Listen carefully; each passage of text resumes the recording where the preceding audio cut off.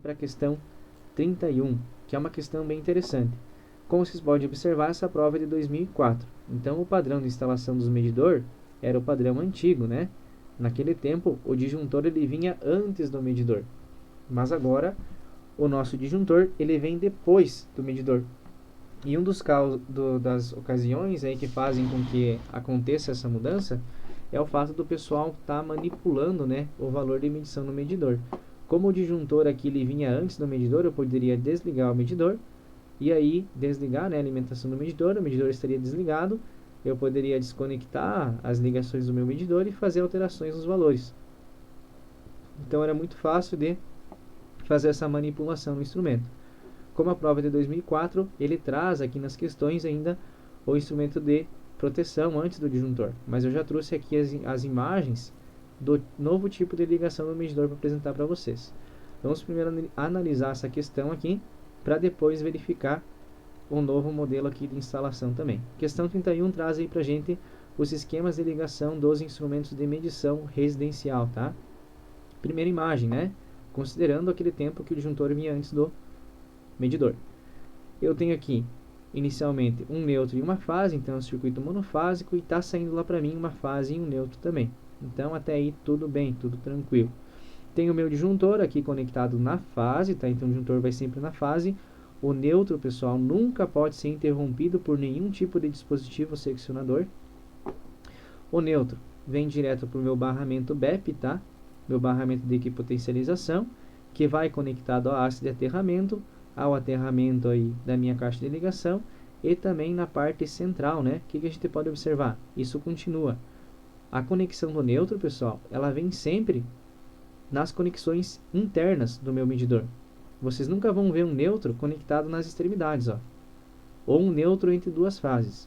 O neutro ele sempre vem na parte interna aqui do meu medidor. Isso é uma questão aí bem provável de cair, tá? Essa análise aí dos esquemas de ligação. Vem a fase, então, faz alimentação pelo lado esquerdo, tá? Alimentação de entrada sempre no lado esquerdo e saída, pessoal, sempre no lado direito, independente se for aéreo ou se for subterrâneo, a alimentação no quadro de medição é sempre pelo lado esquerdo, o que vem da rede lado esquerdo, o que sai lado direito, tá? Repito isso para vocês porque é bem importante. Fase, então, entrou aqui, entrou no meu medidor, veio a conexão do neutro, saiu o neutro aqui, se eu seguir, ó, saiu pelo meio e está saindo corretamente, e a minha fase também. Então, eu posso dizer que aqui essa conexão está correta, beleza? Vamos analisar o segundo medidor, segundo esquema. Primeiramente, tenho neutro, duas fases, circuito bifásico, tenho duas fases e um neutro saindo lá também, então está ok até então, beleza? Vamos continuar analisando. Chegou as duas fases, o que eu consigo observar? Saiu as duas fases aqui do meu disjuntor, uma fase vem aqui na esquerda e a outra fase, ó, tá indo no meio, né? Então isso aqui está errado, pessoal, a fase não pode vir aqui no meio. E o neutro, ó, veio do barramento BEP e está conectando entre as duas fases, então está no lugar errado, né? Então já foi invertido a conexão do neutro e da fase. Se eu observar a saída está certa, ó. O neutro sai aqui da conexão do meio, está saindo o neutro e está indo lá para a extremidade. A saída está certa, mas a entrada infelizmente está errada, né? O neutro está no meio de duas fases. Então, esquema está errado, tá bom? Medidor número 3. Medidor número 3 traz para mim as três fases, a alimentação do disjuntor, o neutro aqui pela parte externa, sem passar no equipamento de seccionamento, vem no meu barramento, faz o aterramento do quadro, leva a conexão lá para a minha haste de terra, e o neutro está vindo aqui na parte central. Opa, essa parte de entrada está certa. Vamos ver quem que sai aqui. Na saída, sai um condutor, que é também o meu neutro, ó. Então, os dois neutros de entrada e saída estão na parte central do meu medidor, e as fases estão na ordem correta, também isso não pode ter alteração, né? Estão aí na conexão correta no meu circuito também. Então, medidor 3 também está certo, beleza? Medidor 4. Está fácil de identificar o erro. Tem um neutro e duas fases chegando. E aqui eu tenho três fases saindo, né? Então tem que ter cuidado isso aí. Um neutro, duas fases chegando, três fases saindo. Tá errado, né? Se eu estou entrando com um circuito bifásico, como que eu posso ter lá um circuito trifásico na saída, né? Não tem como. Com o instrumento que é o medidor. beleza? Então, medidor 4 também está errado e medidor 2 errado. Quais que são os medidores certos? Medidor 1 e medidor 3. Nas alternativas, somente os medidores 1 e 3 estão ligados corretamente.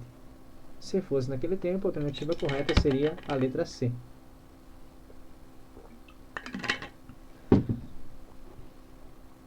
Como que se faz, pessoal? Vou ampliar aqui, ó, a ligação nova do medidor perante a atualização aí, última atualização da Celesc. Perceba o seguinte, ramal de entrada aéreo pela esquerda, tá? Entrada sempre pela esquerda. Se fosse subterrâneo, estaria indicado aqui embaixo, ó, ramal de entrada subterrâneo, mas também no lado esquerdo do meu medidor. Se atentem a essas informações, tá? Se tiver essa questão na prova. Ramal de saída aéreo pela direita. Tranquilo, tá tudo certo. Vamos observar. Eu tenho um neutro e tenho uma fase, então circuito monofásico, apenas uma fase, tá? Um neutro e uma fase. Cheguei com a fase, olhem a diferença. A fase vai direto no meu medidor. Isso está correto, tá, pessoal? A fase vai diretamente no meu medidor e o neutro, ó, ele vai diretamente no meu barramento BEP, tá? Meu barramento de equipotentialização. Esse barramento BEP, ele vai com uma conexão do cabo verde para a haste de aterramento e o neutro, ele vai lá para o meu medidor. Ó. Neutro vai para o meu medidor, correto? No lado esquerdo, no lado da entrada, tranquilo. A entrada está correta, beleza? Vamos verificar a saída. A saída está saindo o cabo de fase, vem para o meu disjuntor, tá? Após o meu disjuntor, o que eu tenho aqui, ó? Ó o zoom. Eu tenho um conector duplo no meu cabo, tá? Conector LIOS, LiFit, duplo no meu cabo. Um cabo vem para o meu DPS, do meu dispositivo de proteção contra surto, que pode ser um cabo aí de 6 mm no mínimo, e está saindo um cabo aqui para o meu circuito, que é o cabo de alimentação que sai junto com o neutro, né? Então o disjuntor aqui, ele está após o meu medidor. Pode ser que caia uma questão na identificação, como caiu aqui em 2004, ou pode ser que caia até uma questão descritiva, né? Pedindo sobre a instalação do meu medidor, sobre ramal de entrada, sobre a saída, sobre as conexões de disjuntor, se vem antes do medidor, se vem depois do medidor, sobre o DPS, né? Se ele vai conectado aí depois do meu disjuntor ou antes, né? Então o DPS, ele vem sempre depois do meu disjuntor, pela conexão aí com o terminal duplo, sai um cabo para alimentação do DPS, e do DPS é ligado diretamente no aterramento, no meu barramento de BEP. Tranquilo? Então isso se faz para todos os outros tipos de medidores. Já tem uma imagem aqui embaixo, tá? Se for um circuito trifásico, mesma coisa, tá? Entrou o neutro, neutro cai direto no BEP, tá? As três fases vêm direto na alimentação do lado esquerdo. Chega o neutro que vem lá do meu barramento BEP, vem o neutro, conecta no meu medidor. E a saída eu tenho quem? As três fases vêm primeiramente no meu disjuntor. Saída do disjuntor é quem vai para a minha residência, ó, tá? Da saída do meu disjuntor vai para a residência e também da saída do disjuntor vem aqui para o meu dispositivo de proteção contra surto, DPS, e do DPS eu posso fazer aqui um jumper, né, nas saídas e levar somente um cabo até o barramento BEP, tá? Que vai para o meu aterramento ali também. Saída para a haste de aterramento, como informado aqui. Tranquilo, pessoal? Cada saída, cada fase precisa ter um disjuntor. Isso é importante também. Eu não posso instalar somente cada fase precisa ter um DPS. Eu não posso instalar um DPS aí para todas as fases, tá? Cada fase tem o seu respectivo DPS, beleza? Espero que aí em questão do instrumento de medição tenha ficado aí tudo claro para vocês. Só apagar aqui os rabiscos para ficar mais fácil a visualização. Deixa eu deixar aqui a letra D. E outra questão aqui importante sobre padrão de entrada, né, instrumento de medida. Algumas coisas aí sobre ramal de ligação, né, os instrumentos de medição. O que nós temos, pessoal? A edificação com altura suficiente está alinhada à rua e ligada diretamente à rede, tá? Se eu tenho um loteamento aí, um lote, né, perdão, não um loteamento, um lote, com apenas uma residência, eu vou ter que ter lá necessariamente um padrão de entrada. Se eu tenho na situação 2, né, se eu tenho duas residências que elas estão até 30 metros afastadas entre si, eu posso ter um ramal de ligação aí único. Eu posso ter um poste, né, um kit postinho com dois medidores. Mas qual que é a situação? Elas têm que estar em uma distância máxima de 30 metros no mesmo terreno. Se as casas estão afastadas mais que 30 metros, eu vou ter que ter um ramal de ligação para cada uma, ou seja, um kit postinho aí com medidor para cada residência, tá bom? Outra situação, mais de uma unidade consumidora no mesmo lote, pertencentes a uma só pessoa. Então vai ter que ter uma medição em separado, localizada no alinhamento. Então eu vou ter o ramal de entrada, um poste, e eu posso também fazer aí um kit postinho para cada residência, desde que eles estejam aí alinhados um com o outro, certo? Outra situação, edificações conjugadas, né, situadas no mesmo lote, pode ser lá uma residência, um porão e uma residência em cima, né, seria ali um conjugado, né? Utilizar um único ramal de ligação. Então eu vou ter um único ramal de ligação, um kit postinho aí para as duas residências, derivando cada saída para sua respectiva residência, tá? Seria a mesma situação, né? Duas residências afastadas no máximo 30 metros, tá? Edificações recuadas do alinhamento, colocar um poste com medição incorporada no alinhamento da via. Então isso é uma questão importante, né? O nosso kit postinho, ele sempre fica, como vocês podem observar em todos os diagramas aqui, ó, alinhados com a rua, né? Na divisa ali entre a calçada e o lote, tá? Ele nunca pode adentrar a residência nessas situações aqui de área urbana, beleza? Situação 8, propriedades distintas, permitindo um único ramal de ligação com medição agrupada, desde que em comum acordo entre proprietários.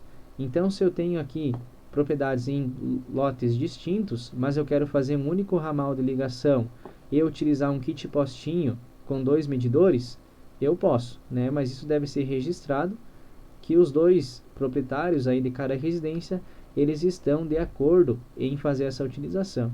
E o que a gente observa? Que o ramal de ligação ele vai na divisa dos dois terrenos, tá? Pode ser feito, mas tem que ter o duplo acordo aí dos proprietários, tá bom?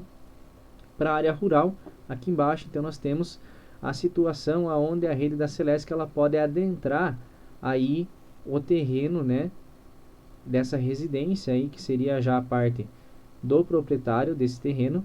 Então eu tenho mais um poste da Celesc, então que ele está estendendo essa rede até o meu medidor, até o meu kit postinho, e colocar o meu kit postinho lá na parte interna da residência, né, em situações de área rural, tá? Então essa é a única situação. E aí padrões distantes mais de 30 metros podem ser ligados com ramais individuais. Então o que é o ramal? Eu tenho o poste da Celesc, eu vou ter um ramal para aquele kit postinho, e eu vou ter um ramal para esse outro kit postinho. Quando o afastamento aqui dos ramais e da residência ficam em uma distância maior que 30 metros um do outro. Senão eu caio na situação que se ele está num afastamento de de no máximo 30 metros, eu tenho que ter apenas um ramal de ligação, um kit postinho com 2 medidor, derivando cada ramal de saída, né, para sua respectiva residência. Se tem um afastamento maior, posso ter no mesmo lote 2 kit postinho individual, com 2 ramais. Tranquilo? Então aí tem o material também para vocês darem uma revisadinha nessa questão, tá? Acho um pouquinho mais difícil cair uma questão dessas, nunca caiu, mas é importante a gente relembrar e saber disso aí também.